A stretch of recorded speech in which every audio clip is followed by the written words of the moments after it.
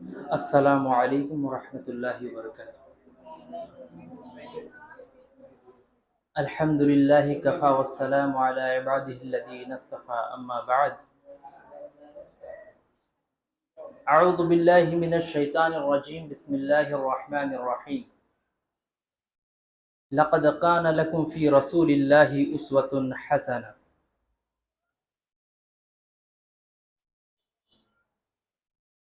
محترم سامعین اکرام،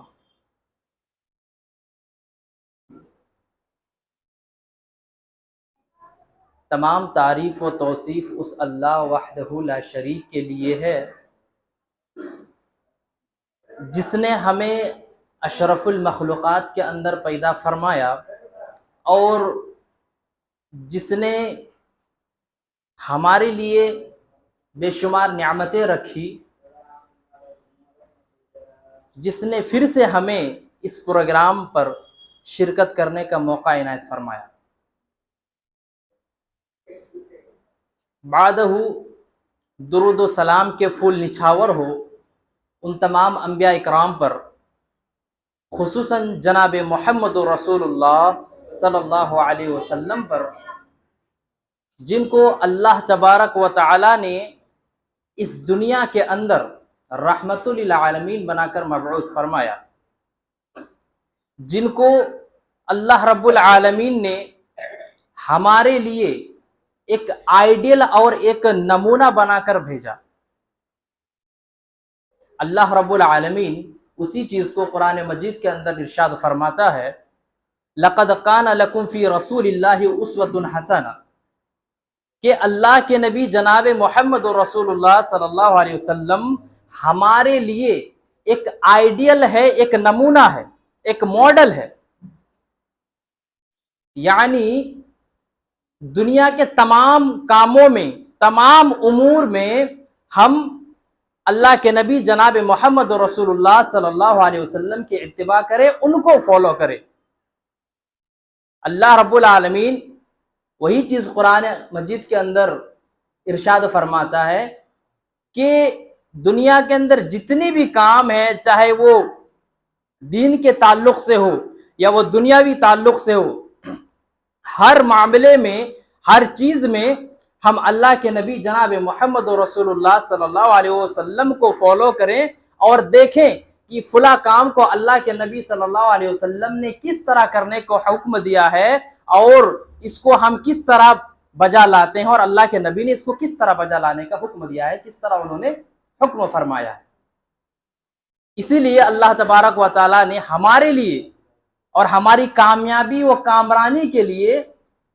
ایک آئیڈیل اور ایک نمونہ اللہ کے نبی جناب محمد رسول اللہ صلی اللہ علیہ وسلم کو اس دنیا کے اندر بھیجا، تاکہ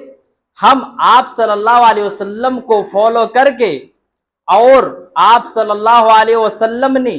جس طرح زندگی گزارنے کا طریقہ ہمیں بتایا، جس طرح ہمیں تمام چیزوں پر رہنمائی فرمایا، ان تمام چیزوں کو ہم فالو کرتے ہوئے، ان تمام چیزوں کو ہم عمل میں لاتے ہوئے ہم کامیاب ہو جائے، ہم فلاح و بہبودی کو پالے۔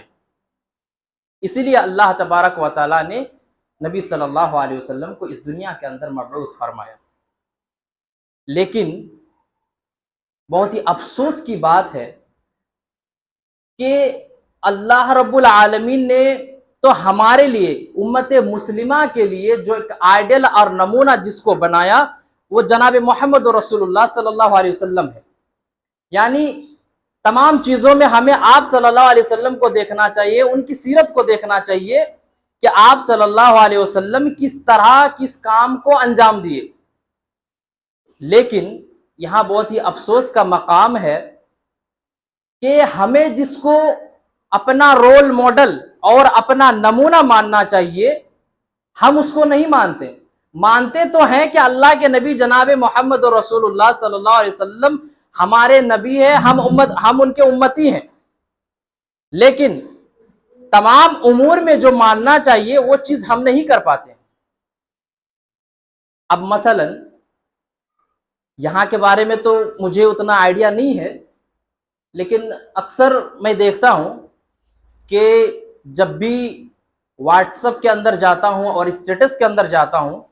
تو بہت سارے ایسے لوگ ہیں جو اپنے اسٹیٹس کے اندر یہ لگاتے ہیں کہ فلاں آدمی کا یا اس کے فلاں دوست کا یا اس کے کوئی بھی رشتہ دار کا اگر جنم دن ہوتا ہے، برتھ ڈے ہوتا ہے، تو اس کو اسٹیٹس میں لگایا جاتا ہے اور اس کو وش کیا جاتا ہے، اس کو مبارکباد دیا جاتا ہے کہ فلاں کا آج برتھ ڈے ہے تو ہم اس کو مبارکباد پیش کر رہے ہیں، آج ہم اس کو مبارکباد دے رہے ہیں۔ تو ذرا مجھے بتائیے کہ کیا اللہ کے نبی جناب محمد رسول اللہ صلی اللہ علیہ وسلم نے اس طرح طریقہ ہمیں سکھایا ہے؟ ہمیں کس کو فالو کرنا چاہیے اور آج ہم کس کو فالو کر رہے ہیں؟ ہمیں اللہ کے نبی کو فالو کرنا چاہیے، لیکن آج ہم غیر قوم کو فالو کر رہے ہیں۔ یہ برتھ ڈے والا جو کانسیپٹ آیا، یہ کہاں سے آیا؟ یہ مغربی تہذیب ہے، یہ عیسائیوں کا تہذیب ہے، یہودی و نصارہ کا یہ تہذیب ہے کہ جنم دن وہ لوگ مناتے ہیں اور جنم دن کے اندر جشن منایا جاتا ہے ان لوگوں کے یہاں۔ اگر اس چیز کو غور کیا جائے، اس چیز پر غور کیا جائے اور غور و فکر کیا جائے تو عقل میں یہ بات آئے گی نہیں کہ اس پر پارٹی کس بات کی۔ مثال کے طور پر کسی کی عمر 60 سال ہے اور اس کا برتھ ڈے آیا، اس کا جنم دن آیا، تو اس کو سوچنا چاہیے کہ میری عمر جو تھی اس میں سے اور 1 سال کم ہو گئی میری عمر، اس پر خوشی کس بات کی؟ بات سوچنے والی ہے کہ نہیں کہ میری جو عمر تھی اور میں جتنا دن تک اس دنیا میں رہتا اس سے تو 1 سال اور کم ہو گیا، اس پر خوشی کس بات کی اور خوش کس بات پر ہمیں ہونا چاہیے؟ لیکن یہ مغربی تہذیب ہے اور دھیرے دھیرے مغربی تہذیب ہمارے اندر اس طرح سرایت کر چکی ہے کہ ہمیں خیال تک نہیں ہے کہ ہم کس راستے پر جا رہے ہیں اور کس رخ پر جا رہے ہیں۔ اسی لیے اللہ کے نبی جناب محمد رسول اللہ صلی اللہ علیہ وسلم فرماتے ہیں کہ من تشبہ بقوم فہو منہ، کہ جو کوئی دوسرے قوم کا مشابہت اختیار کرتے ہیں، یعنی امت مسلمہ کے اندر جتنے بھی آدمی ہیں، جو بھی ہے،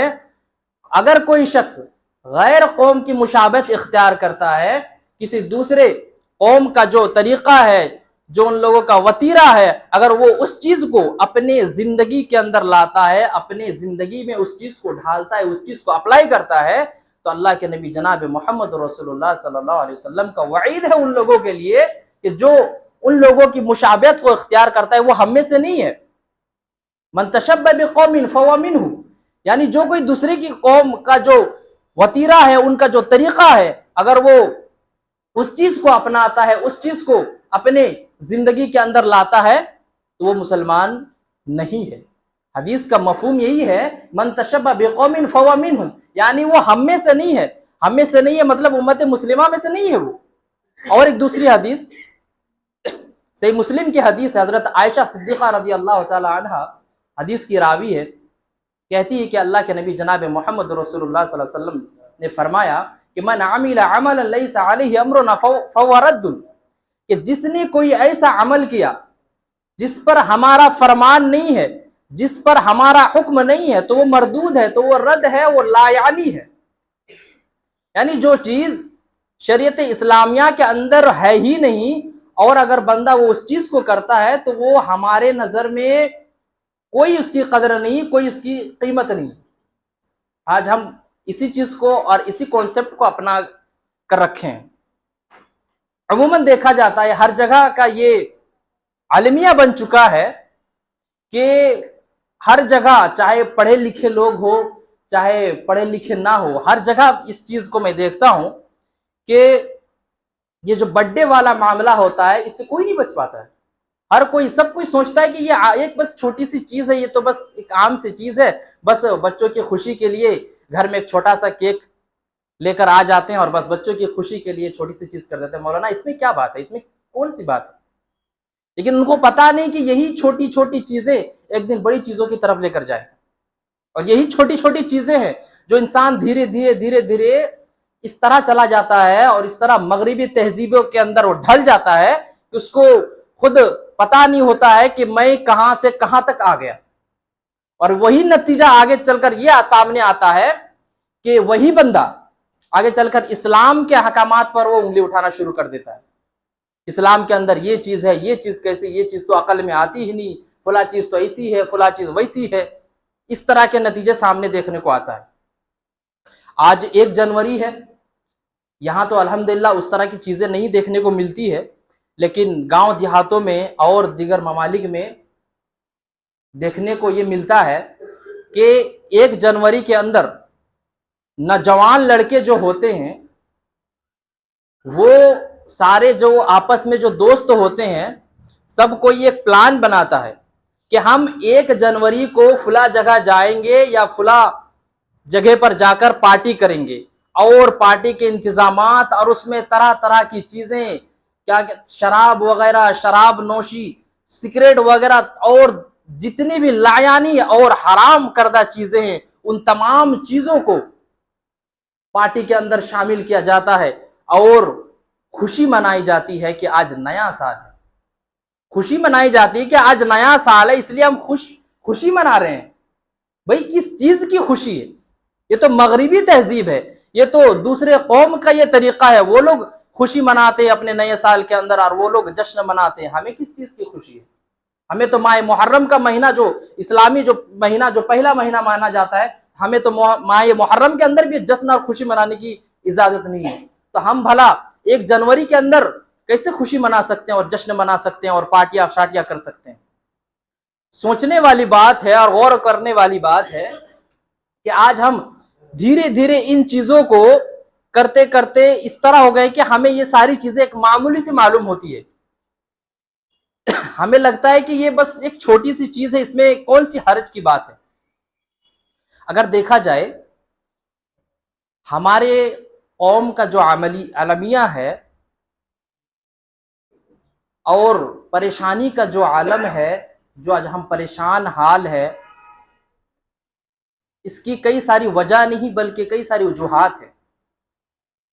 پہلی چیز تو مسجد سے دوری، دوسری چیز دنیا داری، تیسری چیز علم سے دوری، اور چوتھی چیز بلا وجہ فکر مندی۔ پہلی چیز جو ہے مسجد سے دوری، یعنی ہم مسجد سے دور ہیں، گویا ہم عبادت سے دور ہیں، ہم اللہ کے گھروں سے دور ہیں، ہم اللہ کے بندگی سے دور ہیں۔ دوسری چیز جو ہے ہم دنیا میں اس طرح مگن ہو چکے ہیں اور اس دنیا کے اندر ہم اس طرح گھل مل گئے ہیں کہ ہمیں اللہ کا خیال ہی نہیں آتا ہے۔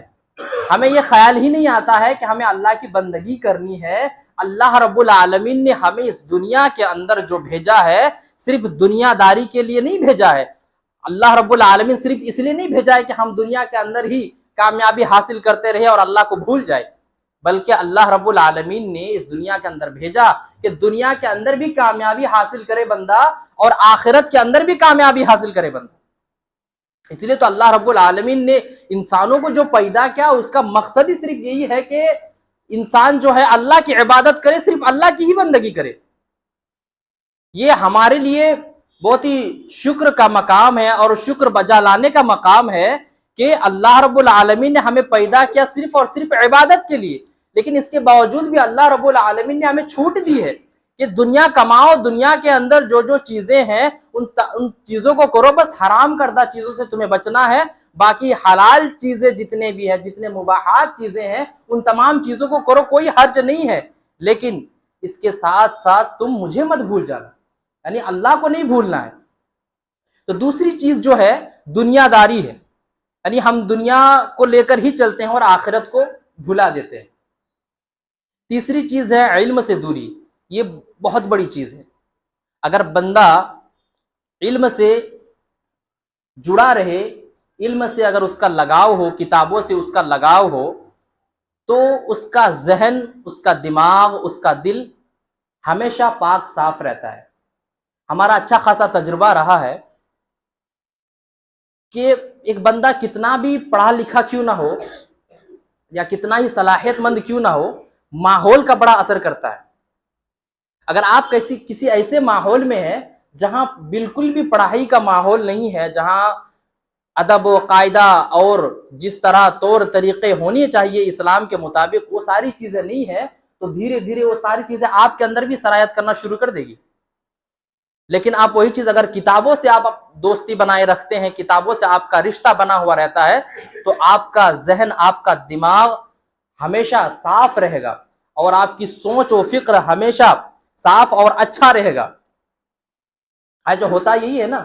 کہ ہم کتابوں سے دوری اختیار کر کے رکھتے ہیں، یا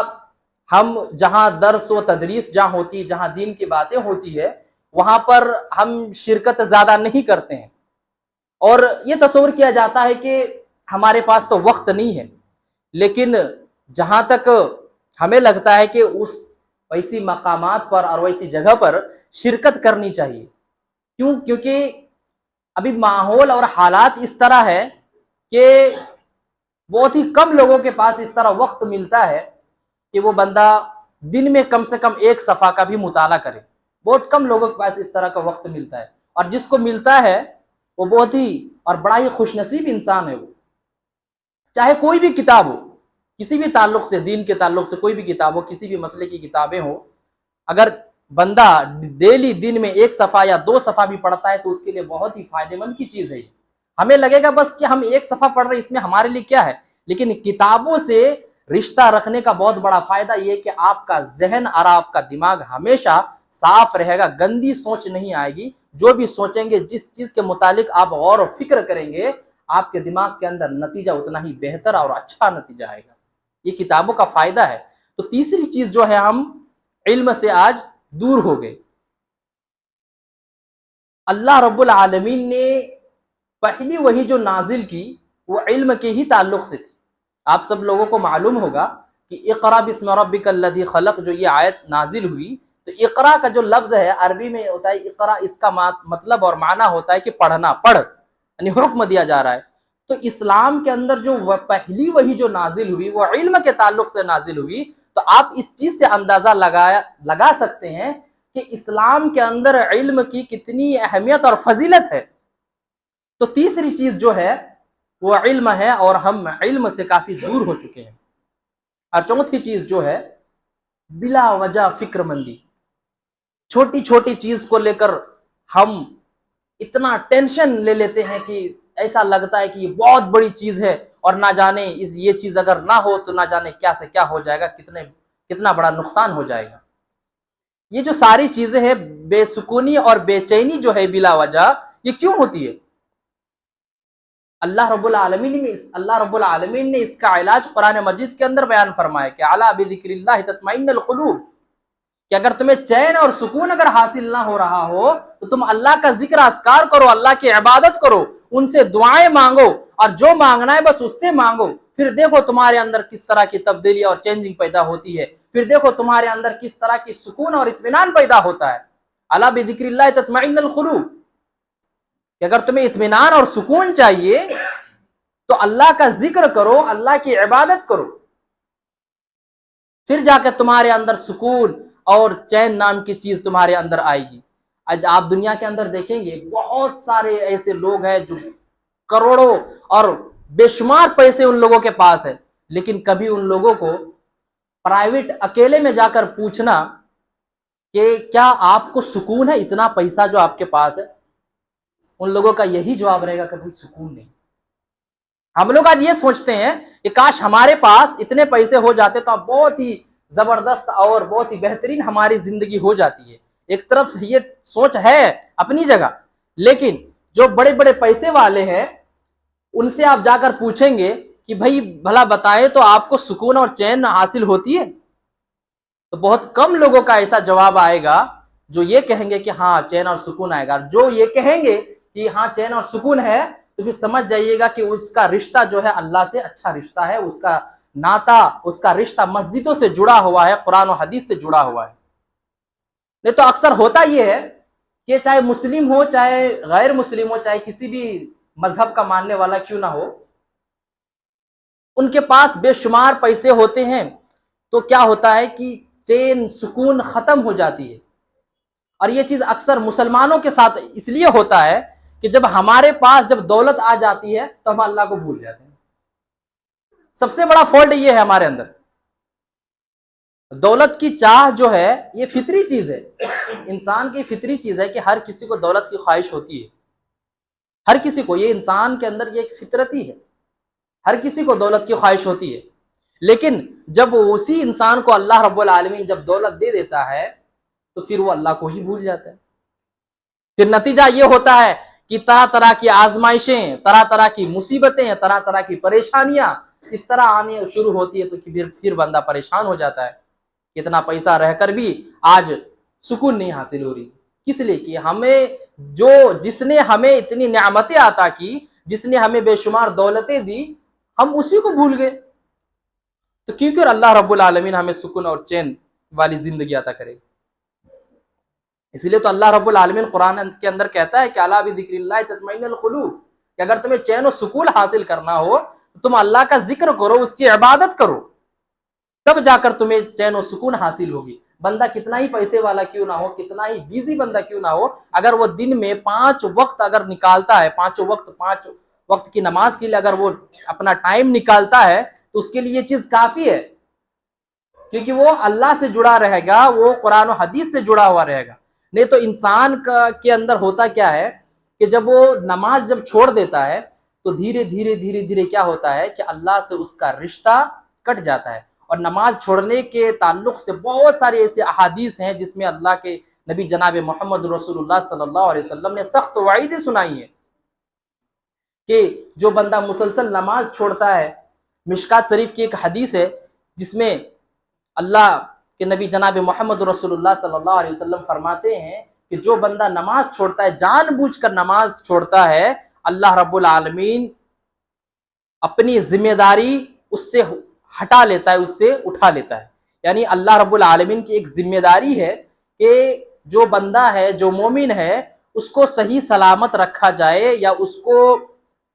صحیح طریقے سے رزق حاصل کیا جائے اور اس کو رزق پہنچایا جائے, یا وہ جو طلب کر رہا ہے, جو وہ دعائیں مانگ رہا ہے, اس کو قبول کیا جائے. لیکن جب وہ بندہ مسلسل جان بوجھ کر نماز چھوڑتا ہے تو پھر وہ ذمہ داری اللہ رب العالمین ہٹا لیتے ہیں اپنی طرف سے. پھر اللہ رب العالمین اس کو اسی کی حالت میں چھوڑ دیتا ہے کہ جاؤ تمہیں جو کرنا ہے کرو. پھر طرح طرح کی مصیبتیں اور طرح طرح کی پریشانیاں آنی شروع ہو جاتی ہیں ہماری زندگی کے اندر. پھر ہمیں یہ شکایت کرنے کو ملتا ہے اور ہم یہ شکایت کرتے ہیں کہ آج ہماری دعائیں کیوں نہیں قبول ہو رہی. فالٹ ہمارے اندر ہی ہے کہ ہمیں جس طرح جانا چاہیے, جس طرح ہمیں فالو کرنا چاہیے شریعت اسلامیہ کو, اس طرح ہم فالو نہیں کر پا رہے. کہیں نہ کہیں فالٹ ہو جا رہا ہے, جس کے نتیجے پہ ہمیں یہ ساری چیزیں دیکھنے کو ملتی ہے اور جس کے نتیجے پہ یہ ساری چیزیں آتی ہے. تو ہمیں کرنا کیا چاہیے کہ ہمیں اللہ کے نبی جناب محمد رسول اللہ صلی اللہ علیہ وسلم کو فالو کرنا چاہیے, اور آپ نے جس طرح زندگی گزارنے کا طور و طریقہ بتایا ہے, جس طرح آپ نے ہمیں سکھایا ہے,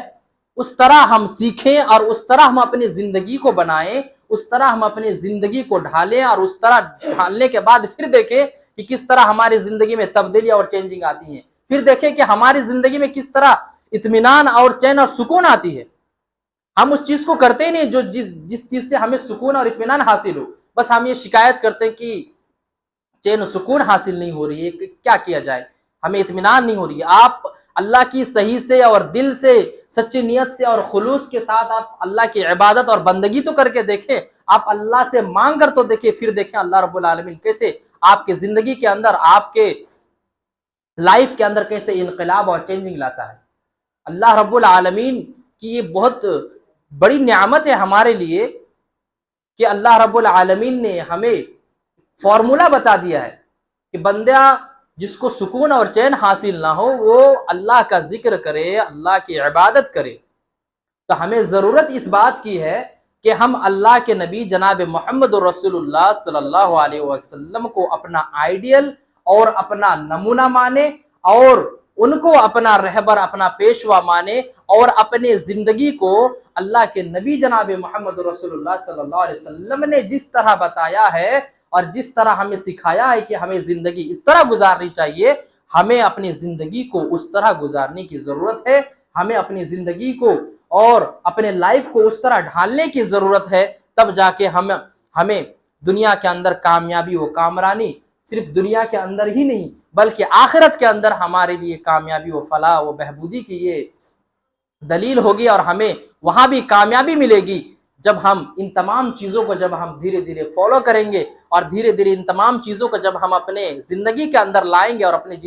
زندگی کے اندر جب ان تمام چیزوں کو ہم اپلائی کریں گے، تب جا کر ہمارے زندگی میں انقلاب آئے گا اور ہمارے لائف کے اندر ایک بہت ہی بڑا تبدیلی ہوگا، تب جا کے ہم ایک سچا اور اچھا اور ایک پکا مسلمان اور ایک مومن بن جائیں گے، اور پھر جا کے ہماری دعائیں قبول ہوگی، پھر آپ کو جو خواہش ہو، جو چیز آپ اللہ سے طلب کرتے ہیں، وہ ساری چیزیں اللہ رب العالمین عطا کرے گا آپ کو۔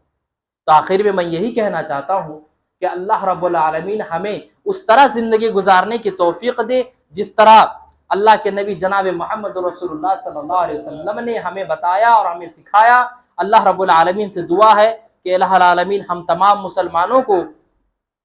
صحیح راستے پر تو چلنے کی تو توفیق عطا فرما۔ الہ العالمین ہم تمام مسلمانوں کو صراط مستقیم پر تو قائم و دائم رکھ۔ آمین، وآخر دعوانا الحمدللہ رب العالمین۔